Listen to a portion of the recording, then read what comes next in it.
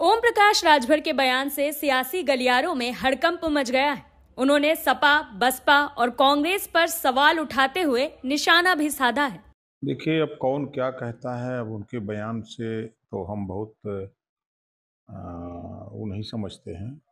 जब इस देश में माननीय अमित शाह जी और माननीय मोदी जी की एंट्री हुई आ, देश की राजनीति में, तो भारतीय जनता पार्टी जो उत्तर प्रदेश में 19 साल लगातार सत्ता से दूर रही और माननीय अमित शाह जी के प्रयास से और माननीय मोदी जी के प्रयास से उत्तर प्रदेश में सत्ता मिली और भारतीय जनता पार्टी के भी नेताओं ने सहयोग किया। सब लोग मिल करके इन दो नेताओं के नेतृत्व में जेपी नड्डा जी, इसके पहले, तो नेताओं के संघर्षों से ही आज बीजेपी दिन दूना रात चौगुना बढ़ी है। और ये कह देना कि मोदी जी और की आवश्यकता नहीं है, तो मोदी जी तो देश के प्रधानमंत्री हैं और पहली बार देश की सेना को मोदी जी ने छूट दिया कि जाओ, आतंकवाद को समाप्त करने के लिए आप अपने विवेक से काम करो।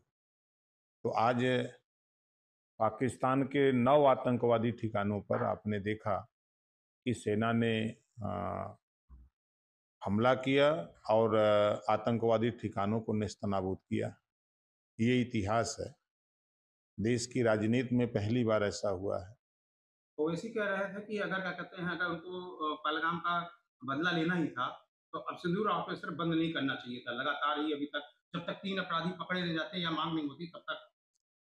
देखिए, अब वो उनका विचार है और हम तो उनसे यही कहेंगे कि आप अपने समाज के बेहतरी के विषय में उनको शिक्षा कैसे मिले, स्वास्थ्य कैसे मिले, रोजगार कैसे मिले, अमन चैन कैसे मिले, इसके लिए बेहतर काम करिए। जो काम मोदी जी कर रहे हैं, जो अमित शाह जी कर रहे हैं, जो नड्डा जी कर रहे हैं, जो योगी जी कर रहे हैं, देश में अमन चैन कायम करिए। और कांग्रेस, सपा, बसपा को वोट देने का जो ठेका ले लिया है मुस्लिम लीडरों ने, ये भी तो ठेका ले लें कि कई बार, 4 बार समाजवादी पार्टी को मुख्यमंत्री बनाया मुसलमानों ने, यादव को।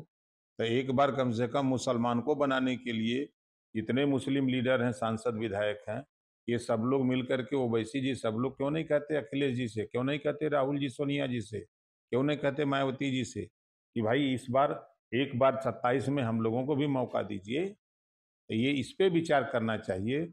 और देश, दुनिया में अलग अलग देशों से अलग अलग सामान अपने देश में आता है, क्रय और विक्रय जो होता है, आयात और निर्यात।